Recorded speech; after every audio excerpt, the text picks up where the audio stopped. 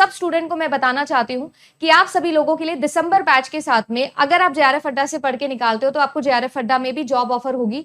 दूसरी इंपॉर्टेंट चीज ये है कि आप सभी स्टूडेंट्स के लिए जब भी कहीं भी assistant professor, associate professor, teaching associate, research associate और इसके अलावा आप लोगों की जितनी भी इंटरनल वैकेंसीज निकलती है, तो कब जॉब के लिए अप्लाई करना है, कहाँ करना है, कैसे करना है, वो सारा स्कीम इस बार इस बैच के अंदर हम लोग लेके आएंगे।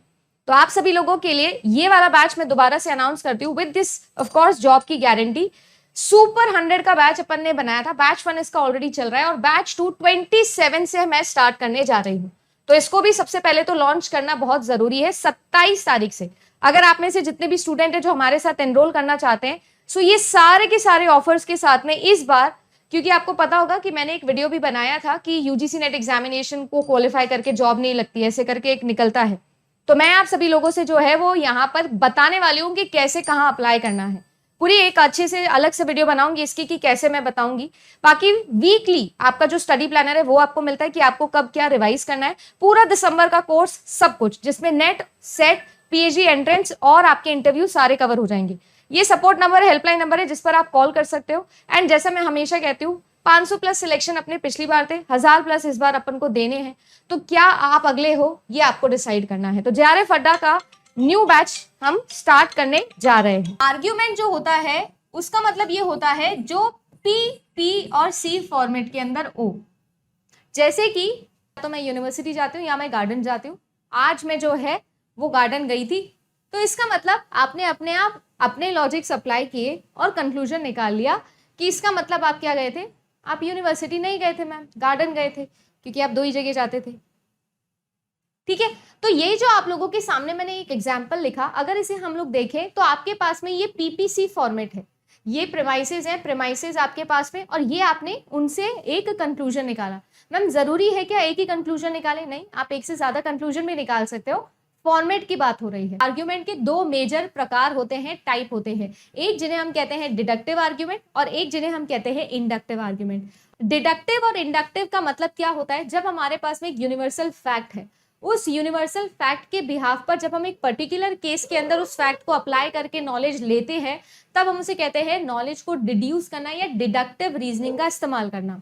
जैसे फॉर एग्जाम्पल मैं आपको बोलूं कि जो सन होता है वो हमेशा ईस्ट के अंदर राइज करता है, और जब मैं खड़ी हूं मेरे घर की बालकनी के अंदर तो सूरज मेरे दाएं तरफ है, इसका मतलब जो मेरा घर है वो नॉर्थ फेसिंग है। समझ में आया मैंने क्या बोला?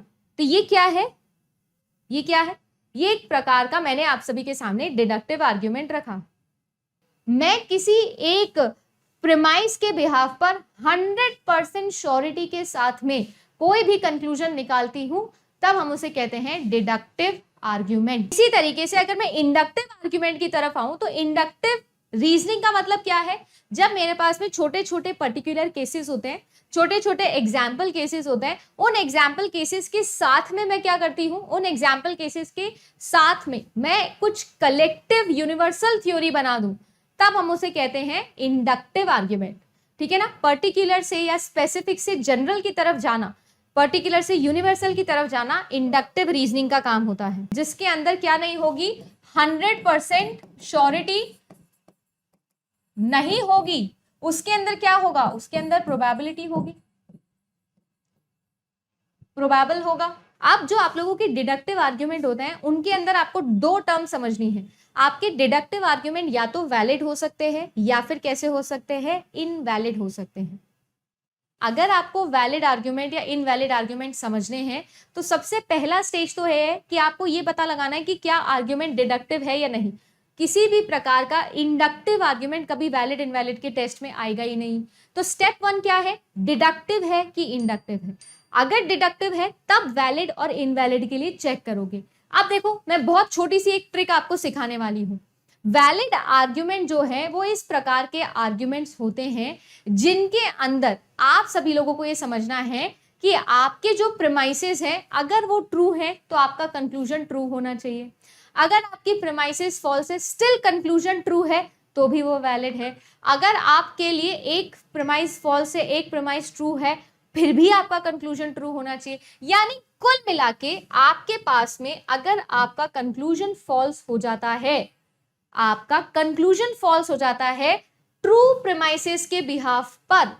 इसका मतलब आपका ये जो आर्ग्यूमेंट है ये कैसा है, इनवैलिड है, नहीं तो हर केस के अंदर वो वैलिड होगा। कुल मिला के ट्रू आर्ग्यूमेंट के साथ में फॉल्स कंक्लूजन आप नहीं निकाल सकते, अदरवाइज आपका डिडक्टिव आर्ग्यूमेंट इनवैलिड हो जाएगा। अदरवाइज हमेशा हमेशा आपका आर्ग्यूमेंट कैसा होगा, वैलिड होगा। आपने बता दिया डिडक्टिव है कि इंडक्टिव है, आपने ये भी बता दिया कि वैलिड है कि इनवैलिड है। अब बात आती है साउंड या अनसाउंड आर्ग्यूमेंट के ऊपर। क्या? साउंड और अनसाउंड आर्ग्यूमेंट के ऊपर। देखो, आप लोगों के लिए जो डिडक्टिव आर्ग्यूमेंट्स हैं उन्हीं के लिए साउंडनेस और अनसाउंडनेस यूज होती है। अगर आपके प्रिमाइस रियल लाइफ के अंदर ट्रू है ना, तो वो प्रिमाइसेस आपके लिए कैसे होंगे, रियल लाइफ में असली वर्ल्ड के अंदर अगर ट्रू है तो वो आपके साउंड आर्ग्यूमेंट होंगे, और अगर वो रियल लाइफ के अंदर ट्रू नहीं होते तो वो अनसाउंड आर्ग्यूमेंट है। जैसे देखो यहाँ पर ऑल कैट्स आर मैमल्स और mammals are animals, all cats are animal, deductive है, वैलिड है और साउंड भी है। क्यों? सभी के सभी कैट्स मैमल होती है क्या? मैमल मतलब जो रिप्रोड्यूस कर सकते हैं उनको मैमल्स कहते हैं। ह्यूमन बीइंग भी एक प्रकार का मैमल है, कैट भी एक प्रकार की मैमल है, बिल्कुल है। क्या जो मैमल है वो एनिमल होते हैं? यस मैम, होते हैं, हम भी सोशल एनिमल है। क्या सभी के सभी जो कैट्स है वो एनिमल हो गई? बिल्कुल हो गई। रियल लाइफ के अंदर भी प्रीमाइज ट्रू है, इसका मतलब साउंड आर्ग्यूमेंट है। अब जो आपके इंडक्टिव आर्ग्यूमेंट है, जैसे वहां वैलिड इनवैलिड हुआ, इंडक्टिव आर्ग्यूमेंट के अंदर स्ट्रॉन्ग और वीक आर्ग्यूमेंट आपके लिए होते हैं। स्ट्रॉन्ग और वीक आर्ग्यूमेंट। स्ट्रॉन्ग आर्ग्यूमेंट का मतलब ये है, अगर प्रीमाइज ट्रू है तो कंक्लूजन को भी ट्रू होना है, अगर प्रीमाइज फॉल्स है और कंक्लूजन ट्रू है तब भी स्ट्रॉन्ग आर्ग्यूमेंट है। अगर कंक्लूजन जो है वो आपका फॉल्स हो जाता है प्रीमाइसिस के ट्रू होते हुए, यानी कि वो क्या हो गया है, वीक आर्ग्यूमेंट हो गया है। मैम ये तो बिल्कुल सेम वैलिड और इनवैलिड जैसा है। बिल्कुल सही जवाब, 7 करोड़ मिल चुके हैं आपको इस जवाब के। केबीसी में पूछा जाएगा तो 7 करोड़ जीत के आओगे।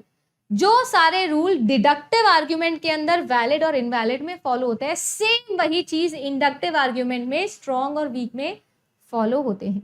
Most birds can fly, Tweety is a bird, therefore Tweety can probably fly. नाम से समझ में आ रहा होगा, लिखा हुआ है प्रोबेबल। जहां वर्ड आ गया प्रोबेबली, उसका क्या मतलब है, इंडक्टिव है। अब ये जो इंडक्टिव आर्ग्यूमेंट है, क्या ये ट्रूनेस को फॉलो करता है? जैसे कि देखो, most birds can fly, Tweety is a bird, therefore Tweety can probably fly। हाँ मैम, ट्रू कंक्लूजन के बिहाफ पर आपको ये क्या दे रहा है, ट्रू या ट्रू प्रीमाइसेस के बिहाफ पर ट्रू कंक्लूजन दे रहा है। ठीक है, स्ट्रॉन्ग भी समझ में आ गया।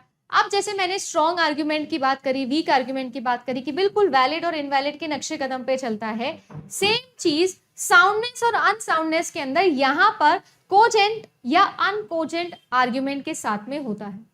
जैसे कि अगर मैं बोलूं कि ये ट्रू हो रियल लाइफ के अंदर कि जो सारी की सारी बर्ड्स हैं वो फ्लाई कर सकती हैं, ट्वीटी जो है वो एक प्रकार की बर्ड है, तो क्या आपको लगता है कि रियल लाइफ के अंदर ट्रू है? हाँ मैम, मोस्टली जितनी भी बर्ड्स होती है सब फ्लाई कर सकती हैं, और ट्वीटी जो है वो एक तरीके की बर्ड है, आपने ये बोला, तो क्या आप बोल सकते हो कि हाँ मैम ये जो है सारे के सारे कैसे हैं, ट्रू प्रीमाइस है, रियल लाइफ के अंदर भी ट्रू है। तो यहां पर हम साउंड नहीं बोलते, क्या बोल देते हैं, कोजेंट बोल देते हैं। क्या बोल देते हैं, कोजेंट। बिल्कुल सेम डिडक्टिव जैसे समझाया, इसीलिए समय लेके डिडक्टिव समझाया। सारे सेम रूल किसमें फॉलो हो रहे हैं, इंडक्टिव में फॉलो हो रहे हैं। तो डिडक्टिव में वैलिड इनवैलिड, साउंड अनसाउंड होता है। इंडक्टिव के अंदर स्ट्रॉन्ग वीक, कोजेंट अनकोजेंट होता है।